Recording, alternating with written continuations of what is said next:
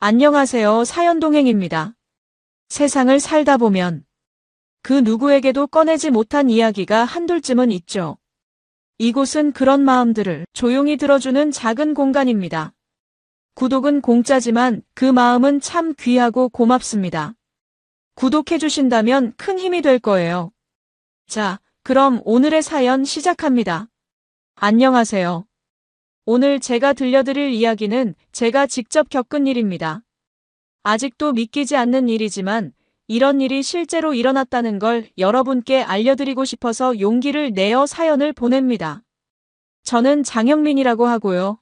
올해 42살입니다. 건축자재 유통업을 하는 자영업자죠. 그렇게 크지는 않지만 나름대로 안정적인 사업을 꾸려가고 있습니다. 결혼한 지는 15년 정도 됐고요. 아내 유진이는 39살로 강남에 있는 피부과에서 상담실장으로 일하고 있습니다.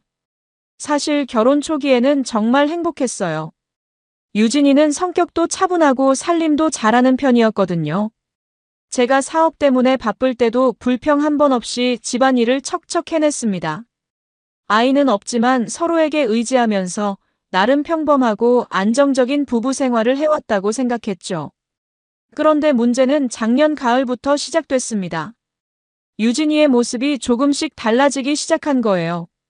처음에는 별거 아닌 것 같았는데 돌이켜보니 그때부터 이상한 낌새가 있었던 것 같아요. 가장 먼저 눈에 띈 건 옷차림이었습니다.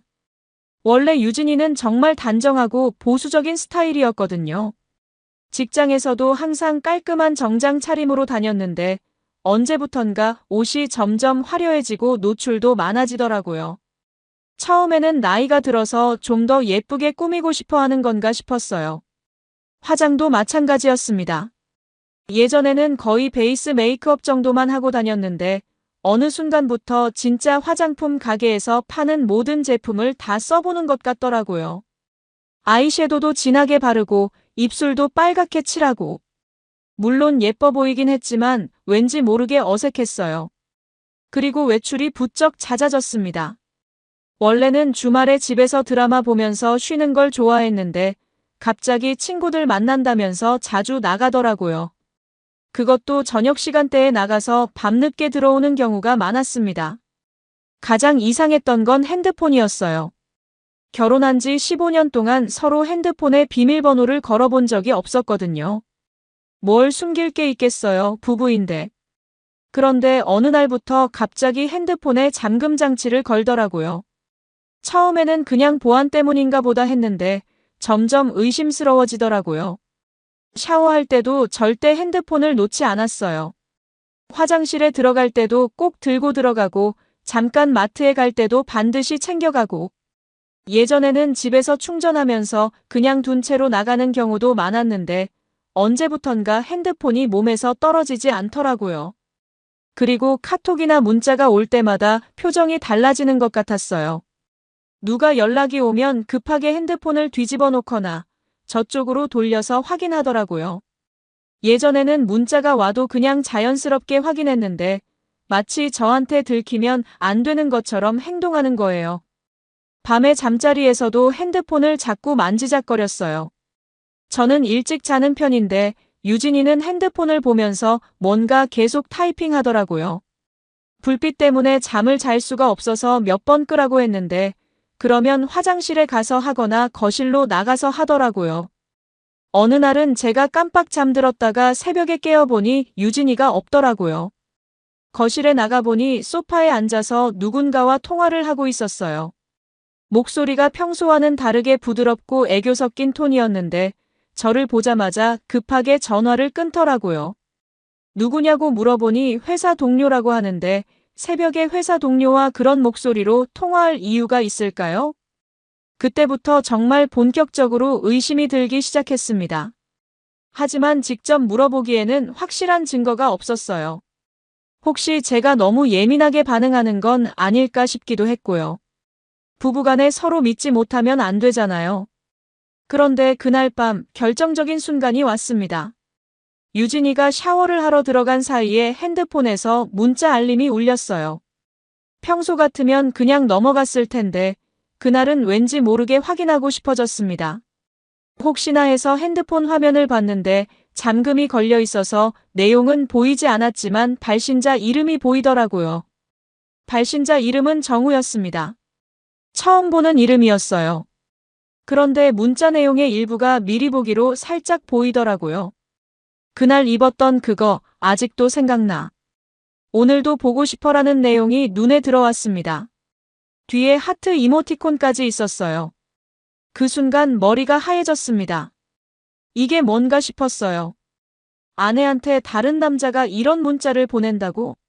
그것도 원피스가 어쩌고 보고 싶다고? 이건 명백히 이상한 거잖아요. 급하게 핸드폰 사진을 찍어뒀습니다. 손이 떨려서 몇 장을 찍었는데 다행히 문자 내용이 선명하게 나왔어요. 샤워 소리가 멈추는 것 같아서 급하게 핸드폰을 원래 자리에 갖다 놓았습니다. 유진이가 나오자마자 핸드폰을 확인하더라고요. 그리고는 뭔가 답장을 보내는 것 같았어요. 제가 누구야? 라고 물어보니까 회사에서 연락 온 거라고 대답하더라고요. 하지만 그 표정이 평소와는 달랐어요. 뭔가 당황한 기색이 역력했습니다. 그날 밤은 한잠도 잘 수가 없었어요. 계속 그 문자 내용이 머릿속에 맴돌더라고요. 그날 입었던 그거라는 말이 무슨 뜻인지, 왜 다른 남자가 내 아내한테 보고 싶다고 문자를 보내는 건지 생각하면 할수록 화가 났습니다. 다음 날 아침 유진이가 출근하고 나서 곧바로 행동에 나섰어요. 일단 그 정우라는 사람이 누구인지 알아봐야겠다고 생각했습니다. 하지만 핸드폰 잠금을 풀 수가 없으니까 다른 방법을 생각해봤어요. 그때 생각난 게 유심 복사였습니다.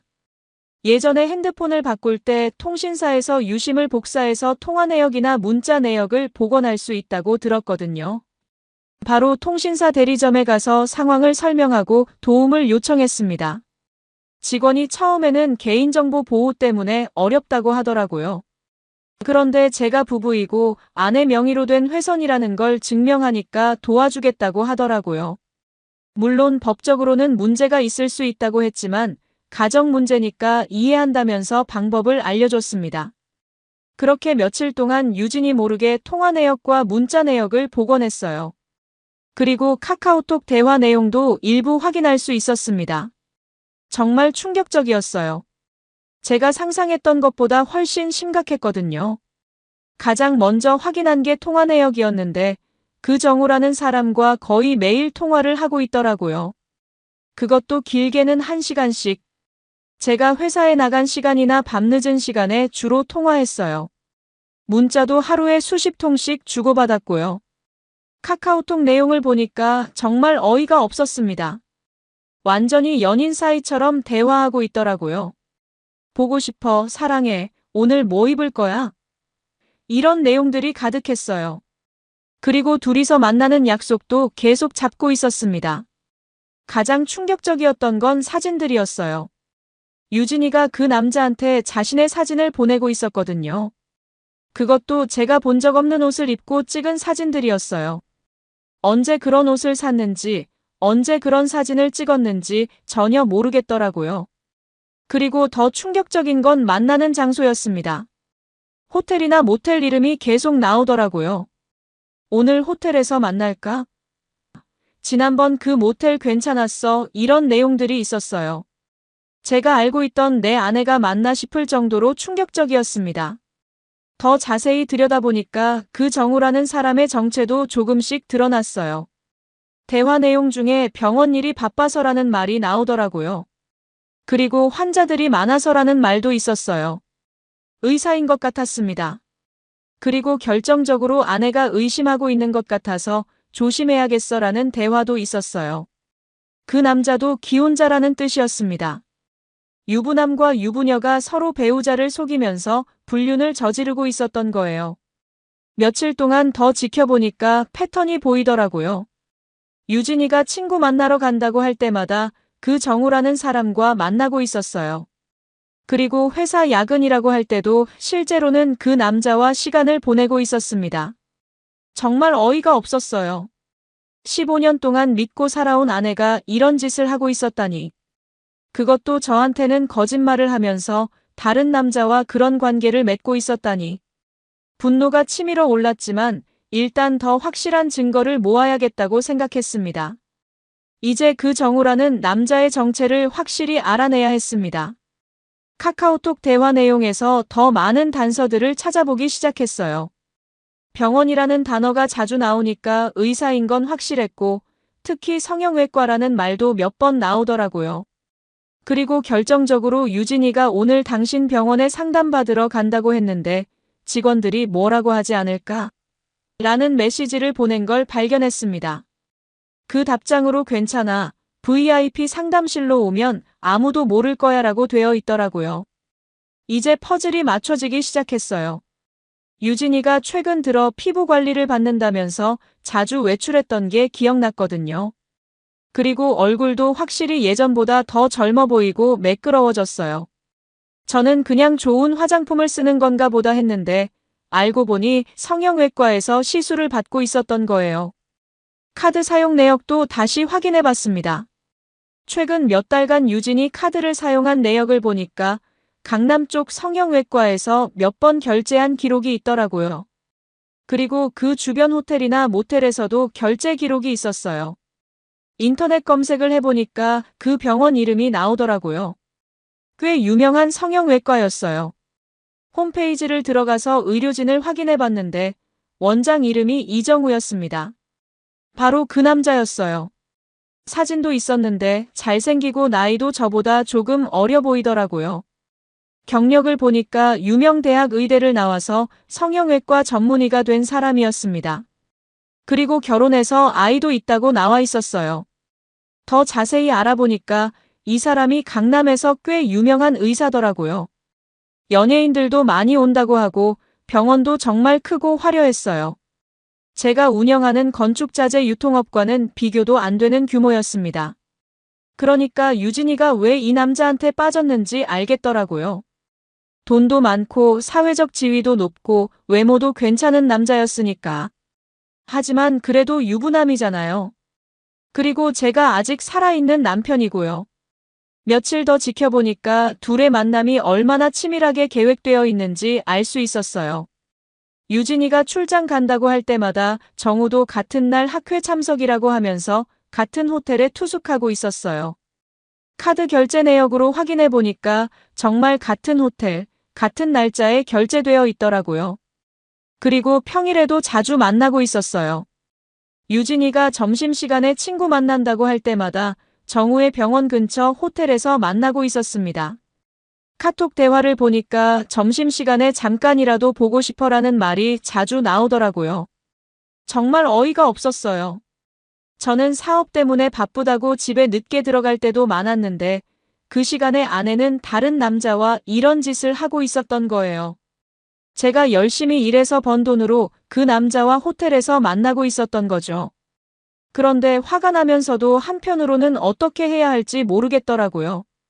바로 따져 물어볼 수도 있었지만 그러면 유진이가 부정하거나 오히려 저한테 화를 낼 수도 있을 것 같았어요. 더 확실한 증거가 필요했습니다. 그때 생각해낸 게 그 정우라는 남자의 아내였어요.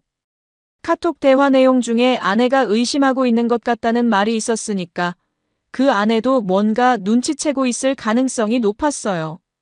혹시 그 아내와 연락을 취할 수 있다면 더 많은 정보를 얻을 수 있을 것 같았습니다. 병원 홈페이지를 더 자세히 보니까 원장 소개 페이지에 가족 사진이 있더라고요. 부인과 아이들이 함께 찍은 사진이었는데 아내 이름은 나와 있지 않았지만 얼굴은 확인할 수 있었어요. 아름다운 여성이었는데 나이는 유진이와 비슷해 보였습니다. 인터넷 검색을 더 해보니까 그 아내의 정보도 조금씩 나오더라고요. 이정우 원장이 몇 년 전에 신문 인터뷰를 한 기사가 있었는데 거기에 아내 김소연 씨와 함께 자선 활동을 하고 있다는 내용이 있었어요. 이름이 김소연이라는 걸 알 수 있었습니다. 더 찾아보니까 그 김소연 씨가 SNS를 하고 있더라고요. 인스타그램에 일상 사진들을 자주 올리고 있었는데 최근 몇 개월간 올린 사진들을 보니까 표정이 예전보다 어두워 보이더라고요.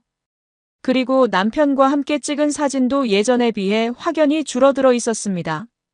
아마도 이 여자도 남편의 불륜을 눈치채고 있는 것 같았어요. 하지만 확실한 증거가 없어서 어떻게 해야 할지 모르고 있는 상황인 것 같았습니다. 저와 비슷한 처지였던 거죠. 그때 결심했어요. 이 김소연 씨와 연락을 취해서 함께 진실을 밝혀내자고. 혼자서는 한계가 있지만 둘이 힘을 합치면 더 확실한 증거를 잡을 수 있을 것 같았거든요. 김소연 씨에게 연락을 취하는 게 쉽지는 않았어요. 갑자기 모르는 사람이 당신 남편이 불륜을 저지르고 있다고 하면 믿을까요? 오히려 이상한 사람으로 여겨질 수도 있었습니다. 그래서 며칠 동안 어떻게 접근할지 고민했어요. 그러다가 인스타그램 DM으로 조심스럽게 연락해보기로 했습니다. 처음에는 직접적으로 말하지 않고 혹시 남편 문제로 고민이 있으신지 넌지시 물어보는 방식으로 접근했어요. 안녕하세요. 갑작스럽게 연락드려서 죄송합니다. 혹시 최근에 남편분 때문에 고민이 있으시지는 않나요? 저도 비슷한 상황에 있어서 연락드렸는데 시간 되실 때 잠깐 만나서 이야기할 수 있을까요? 이런 식으로 메시지를 보냈는데 처음에는 답이 없더라고요. 아마 이상하게 생각했을 거예요. 그런데 이틀 후에 답장이 왔습니다. 누구시죠? 어떤 일인지 좀 더 자세히 말씀해 주세요. 조심스럽긴 했지만 관심은 있다는 뜻이었어요. 그래서 좀 더 구체적으로 이야기했습니다. 제 아내가 이정우 원장님과 부적절한 관계를 맺고 있는 것 같습니다. 혹시 원장님도 최근에 이상한 행동을 하시지는 않나요? 만나서 이야기하면 좋을 것 같은데요. 이번에는 바로 답장이 왔어요. 정말인가요? 증거가 있나요? 역시 뭔가 의심하고 있었던 것 같았어요. 그래서 제가 찍어둔 문자 사진을 보내드렸습니다. 그날 입었던 원피스, 아직도 생각나. 오늘도 보고 싶어라는 문자 말이에요. 그 사진을 본 김소연 씨에게서 전화가 왔어요. 목소리가 많이 떨리고 있었습니다. 이게 정말 제 남편이 보낸 문자인가요? 네, 맞습니다. 제 아내 핸드폰으로 온 문자예요. 그러자 김소연 씨가 울기 시작하더라고요. 한참 동안 울음을 참지 못하시더니 이런 말씀을 하셨어요. 사실 저도 몇 달 전부터 이상하다고 생각했어요. 늦게 들어오는 날이 많아지고 핸드폰도 항상 들고 다니고. 그런데 확실한 증거가 없어서 어떻게 해야 할지 몰랐거든요. 역시 제 추측이 맞았어요. 김소연 씨도 남편의 불륜을 의심하고 있었던 거예요. 그럼 만나서 자세히 이야기해 볼까요? 저희가 힘을 합치면 더 확실한 증거를 잡을 수 있을 것 같은데요. 김소연 씨가 동의해서 다음 날 만나기로 했습니다. 장소는 강남역 근처 조용한 카페로 정했어요. 실제로 만나서 본 김소연 씨는 사진보다 더 예쁘고 품위 있는 분이었어요. 나이는 37 정도로 보였고 옷차림도 정말 단정하고 고급스러웠습니다. 하지만 표정이 많이 지쳐 보였어요. 안녕하세요. 장영민입니다. 김소연이에요. 이런 식으로 만나게 될 줄은 몰랐네요. 자리에 앉자마자 김소연 씨가 먼저 이야기를 시작했습니다. 사실 저도 몇 달 전부터 정우가 이상하다고 생각했어요. 예전에는 병원 일이 끝나면 바로 집에 왔는데 요즘은 늦게 들어오는 날이 많아졌거든요. 그것도 환자 상담이 길어졌다, 의료진 회의가 있었다, 이런 핑계를 대면서요. 저희 아내도 비슷해요. 친구 만난다, 회사 야근한다 이런 식으로 거짓말을 하더라고요. 그리고 핸드폰도 예전과 달라졌어요. 항상 뒤집어 놓고 문자나 전화가 와도 저한테는 안 보여주고 샤워할 때도 꼭 가져가더라고요. 정말 똑같은 패턴이었어요. 불륜을 저지르는 사람들은 다 비슷한 행동을 하는 것 같았습니다. 제가 지금까지 모은 증거들을 김소연 씨에게 보여드렸어요. 카톡 대화 내용, 통화 기록, 카드 사용 내역 등등. 김소연 씨가 그걸 보면서 점점 표정이 굳어지더라고요. 이게 정말 제 남편이 한 짓인가요? 믿기지 않아요. 저도 처음에는 믿기지 않았어요. 하지만 증거가 이렇게 명확한데 어떻게 해야 할까요? 김소연 씨가 한참 동안 말이 없더니 갑자기 이런 말을 했어요. 저도 증거를 모아봤어요. 정말요? 네. 정우 핸드폰을 몰래 확인해 봤거든요. 그런데 비밀번호가 바뀌어 있더라고요. 그래서 다른 방법을 써봤어요. 김소연 씨가 가방에서 종이를 꺼내더라고요. 거기에는 정우 원장의 스케줄이 적혀 있었어요. 병원 스케줄을 관리하는 직원이 제 친구거든요. 그 친구한테 부탁해서 정우의 실제 스케줄을 확인해 봤어요. 그런데 제가 아는 스케줄과 다른 부분이 많더라고요. 정말 똑똑한 분이었어요. 저보다 더 체계적으로 증거를 모으고 있었던 거예요. 예를 들어 정우가 학회 참석이라고 하고 부산에 간다고 했는데 실제로는 그날 학회가 없었어요. 그리고 병원 직원들은 정우가 서울에 있다고 알고 있더라고요. 그럼 그때 제 아내도 출장 간다고 했는데 네, 아마 같이 있었을 거예요. 이제 퍼즐이 완전히 맞춰졌어요. 유진이와 정우가 서로 거짓말을 하면서 만나고 있었던 게 확실했습니다. 김소연 씨가 계속 말했어요. 그리고 카드 사용 내역도 확인해 봤어요. 제가 모르는 호텔이나 레스토랑에서 결제한 기록이 여러 번 있더라고요. 그것도 혼자 가기에는 금액이 너무 많은 곳들이었어요. 저희 아내 카드 내역과 비교해보면 더 확실할 것 같은데요. 그래서 둘이 카드 사용 내역을 비교해 봤어요. 정말 놀라웠어요.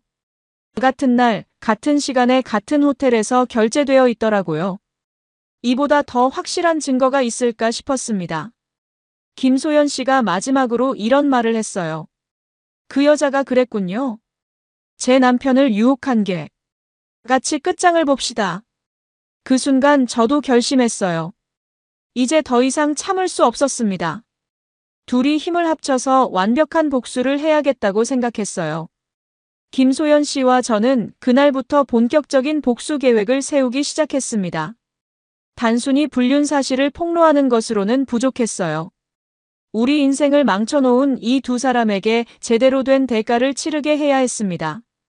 일단 더 확실한 증거들을 모으기로 했어요. 지금까지 모은 것들로도 충분하지만 법적으로 문제없이 처리하려면 더 체계적으로 정리해야 했거든요. 김소연 씨가 먼저 제안했어요. 정우 병원 앞에서 직접 사진을 찍어보는 게 어떨까요? 둘이 함께 나오는 모습을 포착할 수 있을 것 같은데요. 좋은 아이디어였어요. 아무리 증거가 많아도 실제로 둘이 함께 있는 모습을 촬영한 것만큼 확실한 건 없으니까요. 며칠 동안 번갈아 가면서 병원 앞에서 대기했습니다. 정우 원장의 스케줄을 김소연 씨가 미리 파악해뒀기 때문에 언제쯤 나올지 예상할 수 있었어요. 그리고 드디어 그 순간이 왔습니다. 유진이가 친구들과 저녁 약속이 있다고 하고 나간 날이었어요. 저는 병원 맞은편 카페에서 대기하고 있었는데 오후 6시쯤 정우 원장이 병원에서 나오더라고요. 그런데 혼자가 아니었어요. 유진이가 함께 나오고 있었습니다. 둘이 자연스럽게 팔짱을 끼고 걸어가는 모습이 보였어요. 정말 당당하더라고요. 마치 정식 부부인 것처럼 행동하고 있었습니다. 급하게 사진을 찍기 시작했어요. 다행히 핸드폰 카메라 성능이 좋아서 선명하게 나왔습니다. 둘이 택시를 타는 모습까지 촬영할 수 있었어요. 택시를 따라가고 싶었지만 불가능했어요. 대신 김소연 씨에게 바로 연락해서 상황을 알려드렸습니다. 지금 둘이 함께 나와서 택시를 탔어요. 사진도 찍었고요. 정말요? 어디로 간 것 같아요? 강남 쩔무로 가는 것 같았어요. 아마 호텔이나 레스토랑일 거예요. 김소연 씨가 즉시 행동에 나섰어요. 정우의 카드 사용 내역을 실시간으로 확인할 수 있는 앱이 있었거든요. 부부니까 가능한 일이었죠. 1시간 후에 김소연 씨에게서 연락이 왔어요. 강남에 있는 호텔에서 결제했어요. 저녁 식사인 것 같은데 금액이 꽤 크네요. 그럼 지금 그 호텔에 있다는 거네요? 네, 아마 식사하고 있을 거예요. 어떻게 할까요? 이때가 기회라고 생각했어요. 현장을 직접 목격하고 촬영할 수 있는 절호의 찬스였습니다. 제가 지금 그 호텔로 가볼게요. 소연 씨도 오실 수 있나요? 네, 지금 나갈게요. 우리는 그 호텔에서 만나기로 했습니다. 호텔에 도착해보니 정말 고급스러운 곳이더라고요. 이런 곳에서 데이트를 하고 있었던 거예요. 제가 열심히 일해서 번 돈으로 말이죠. 김소연 씨와 함께 호텔 로비에서 대기했습니다. 레스토랑이 몇 층에 있는지 확인하고 혹시 둘이 나올 때를 대비해서 촬영 준비를 했어요. 2시간 정도 기다렸을까요? 드디어 유진이와 정우가 레스토랑에서 나왔습니다. 둘 다 술을 마신 것 같아 보였어요. 유진이는 정우의 팔에 매달리듯이 걷고 있었고 정우는 유진이 허리에 손을 올리고 있었어요. 정말 역겨웠어요. 제 아내가 다른 남자와 저런 모습으로 있다니. 하지만 참았습니다. 지금은 증거를 확보하는 게 더 중요했으니까요.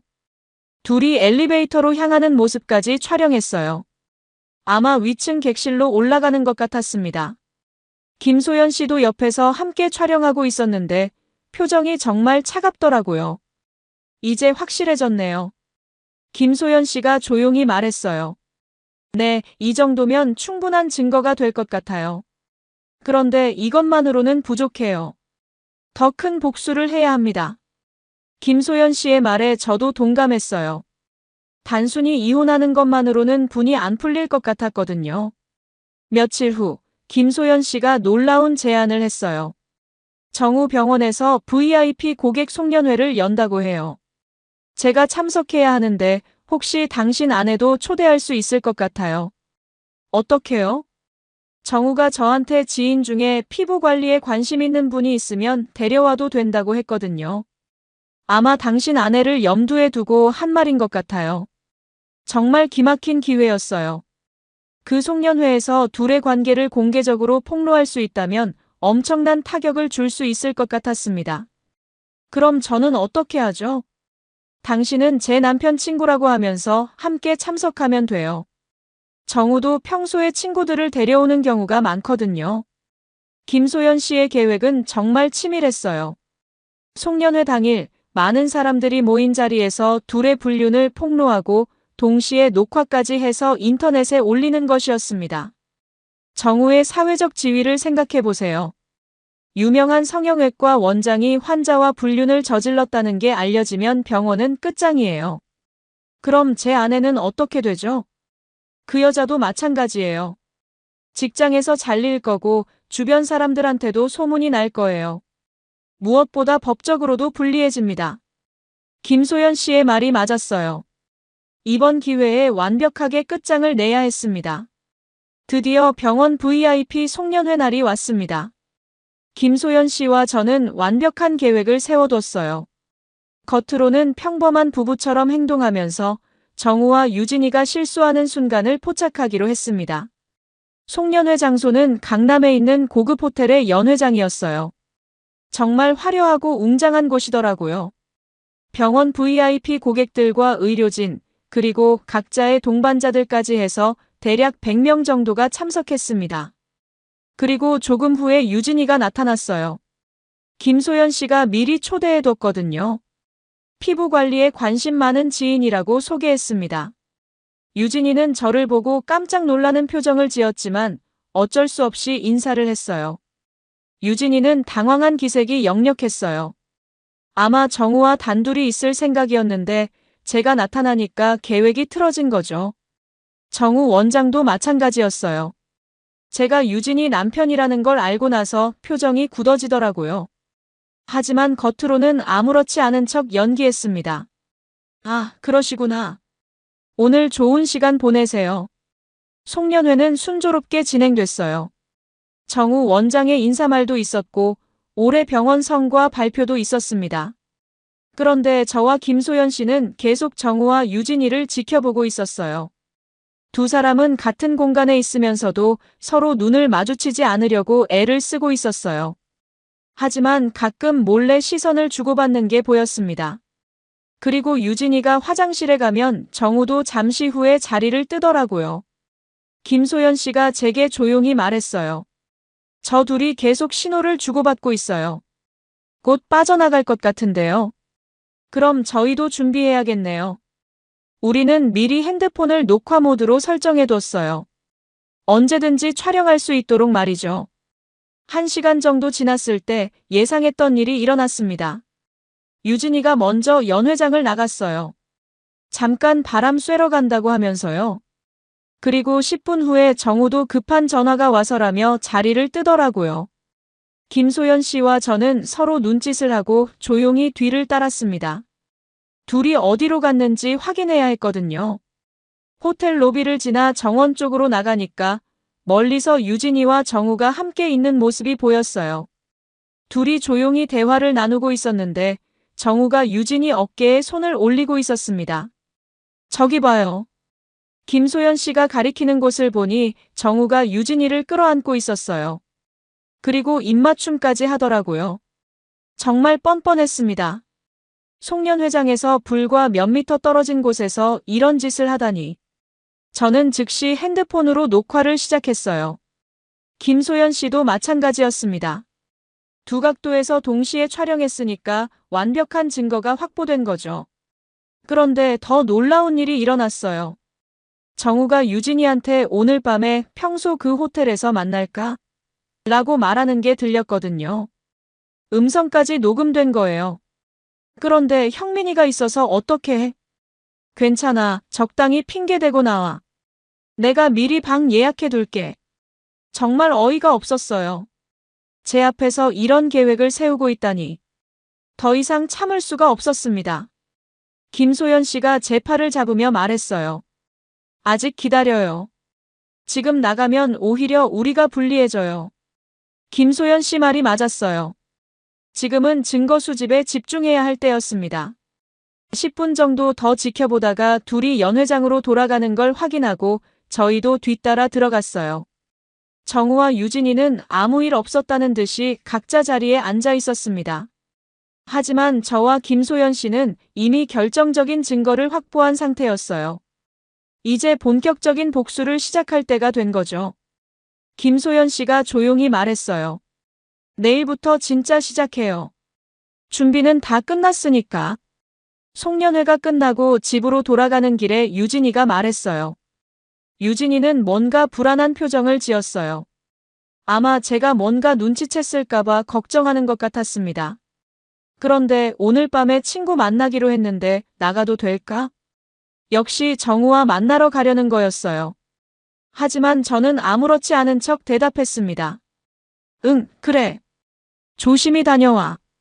유진이가 나간 후에 김소연 씨에게 연락했어요. 유진이가 나갔어요. 아마 정우와 만나러 갔을 거예요. 저도 정우가 병원 응급 상황이라며 나갔어요. 이제 마지막 증거를 확보할 시간이네요.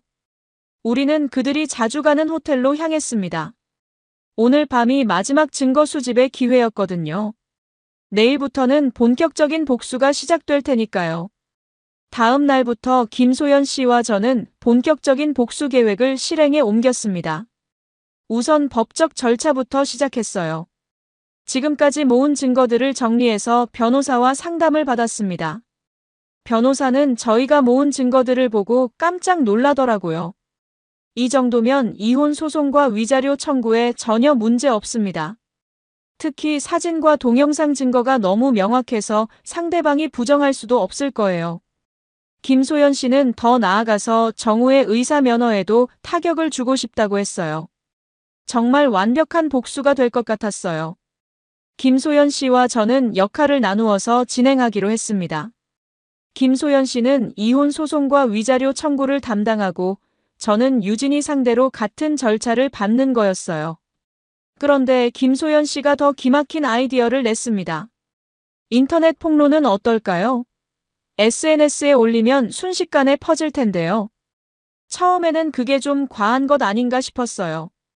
하지만 생각해보니 이 두 사람이 저희한테 한 짓을 생각하면 그 정도는 해도 된다는 생각이 들더라고요.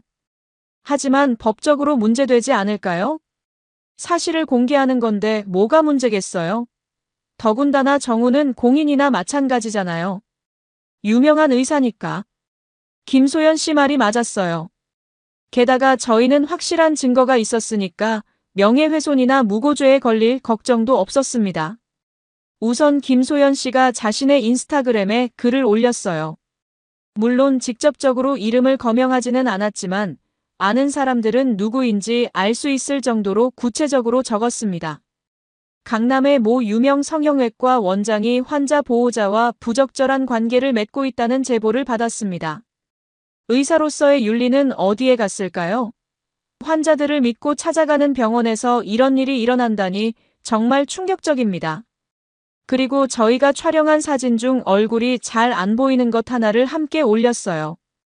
두 사람이 포옹하는 뒷모습이었는데 정우의 체형이나 옷차림을 보면 누구인지 알 수 있었습니다. 반응은 즉시 나타났어요. 김소연 씨는 평소에 SNS를 활발하게 해서 팔로워가 꽤 많았거든요.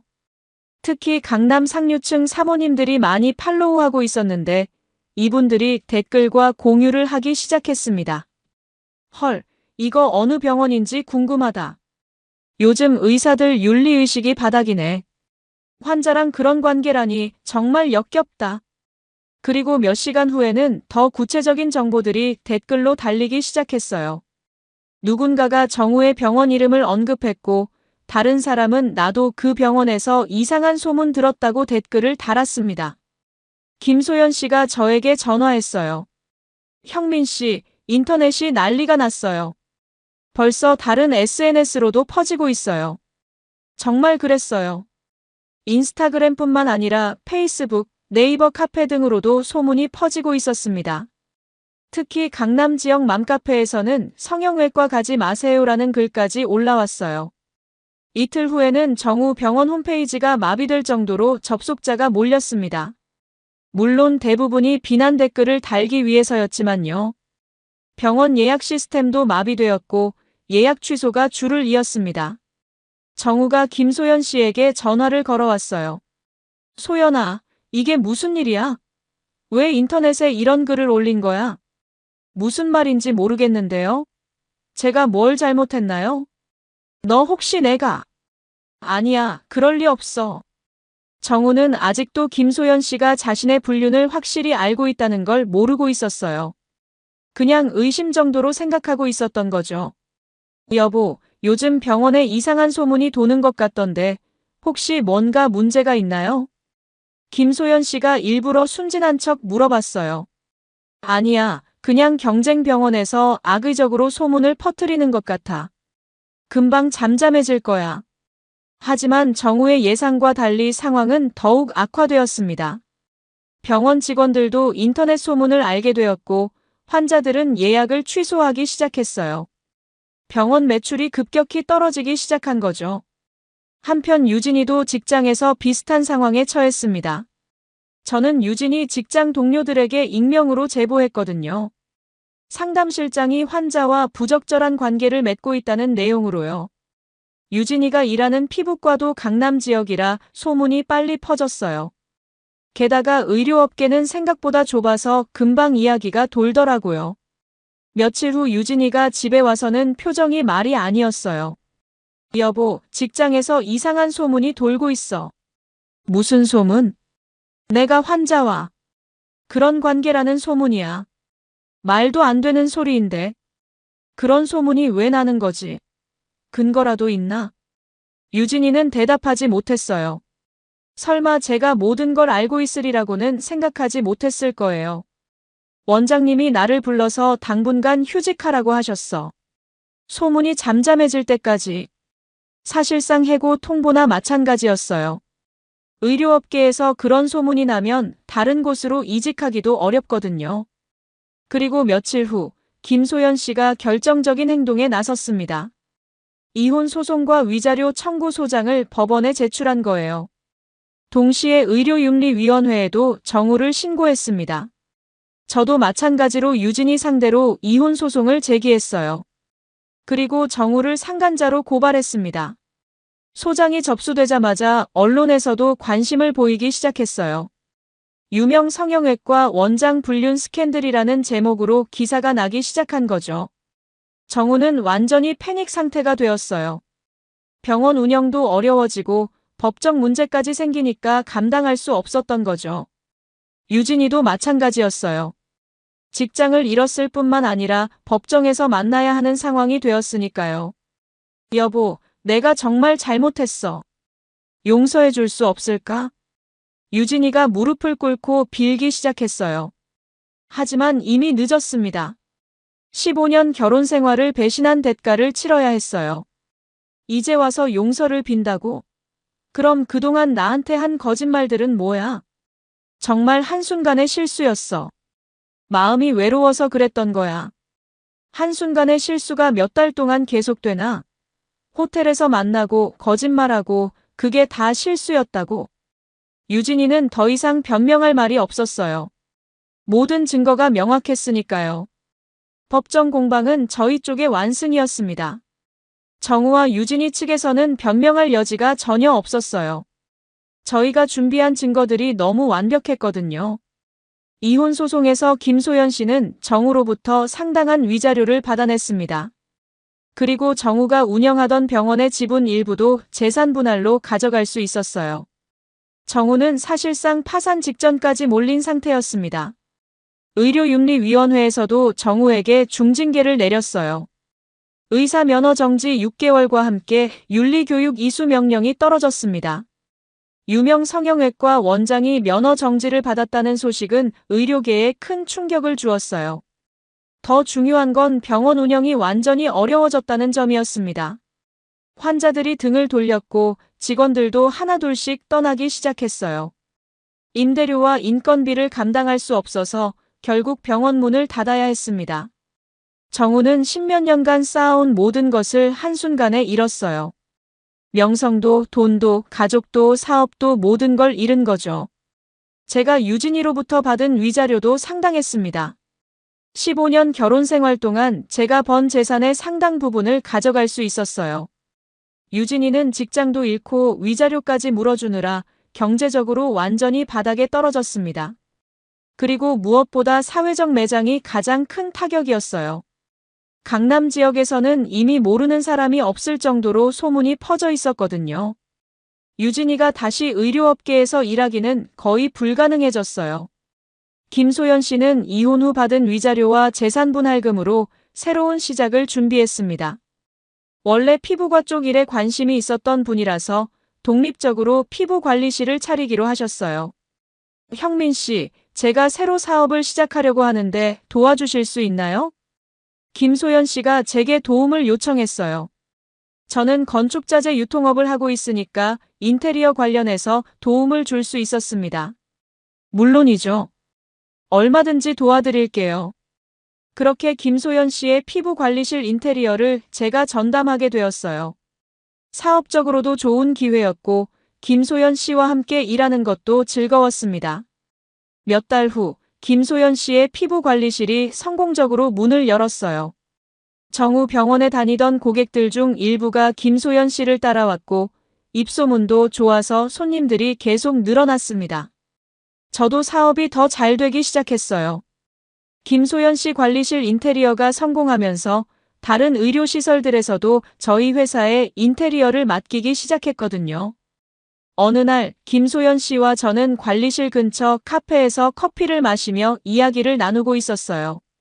정말 잘 끝났네요. 김소연 씨가 만족스러운 표정으로 말했어요. 네, 저희가 계획한 대로 다 이루어졌어요. 그런데 가끔 이게 꿈인가 싶어요. 몇 달 전만 해도 정말 절망적이었는데. 맞아요. 그때는 정말 어떻게 해야 할지 몰랐어요.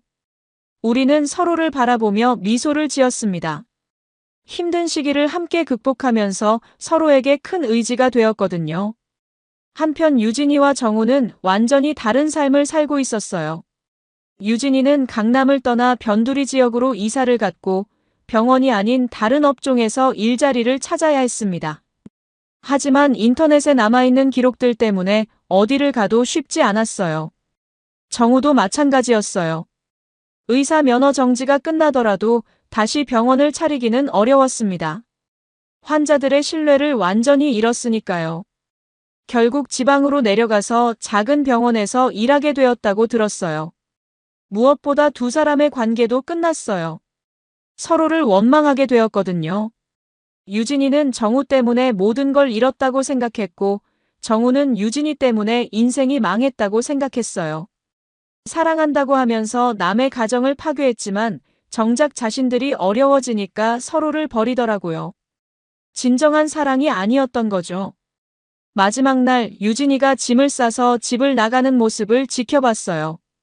예전에 당당하고 아름다웠던 모습은 온데간데 없고 초라하고 지친 모습이었습니다. 여보, 정말 마지막으로 한 번만 용서해 줄 수 없을까? 유진이가 마지막으로 애원했지만 저는 고개를 저었어요. 이미 늦었어. 내가 선택한 길이니까 끝까지 가봐. 유진이는 더 이상 말하지 않고 조용히 집을 나갔습니다. 15년 결혼 생활이 그렇게 끝났어요. 며칠 후, 김소연 씨와 저는 다시 만나서 이야기를 나눴습니다. 이제 정말 끝났네요. 네, 우리가 계획한 복수는 완벽하게 성공했어요. 그런데 복수보다 더 중요한 건 새로운 시작인 것 같아요. 김소연 씨 말이 맞았어요. 복수는 끝났지만 우리 인생은 계속되는 거니까요. 소연 씨 덕분에 새로운 사업 기회도 생겼고 무엇보다 이런 일을 함께 헤쳐나갈 수 있는 동반자를 만났어요. 저도 마찬가지예요. 형민 씨가 없었다면 이렇게 완벽한 복수는 불가능했을 거예요. 우리는 서로를 바라보며 조용히 미소를 지었습니다. 고생했지만 결국 우리가 이겼어요. 그리고 더 나은 미래를 향해 함께 걸어갈 수 있게 되었습니다. 정우는 지금도 어딘가에서 자신이 잃은 모든 것들을 생각하며 후회하고 있을 거예요. 유진이도 마찬가지고요. 하지만 이미 돌이킬 수 없어요. 그들이 선택한 길의 결과니까요. 이 이야기는 결혼 15년 차 부부인 장영민과 서유진의 불륜 사건에서 시작되었습니다. 형민은 아내 유진이가 강남의 유명 성형외과 원장 이정우와 불륜 관계를 맺고 있다는 것을 우연히 발견하게 됩니다. 처음에는 단순한 의심이었지만 체계적인 증거 수집을 통해 확실한 불륜 사실을 확인했어요. 그리고 정우의 아내 김소연과 연합하여 완벽한 복수 계획을 세웠습니다.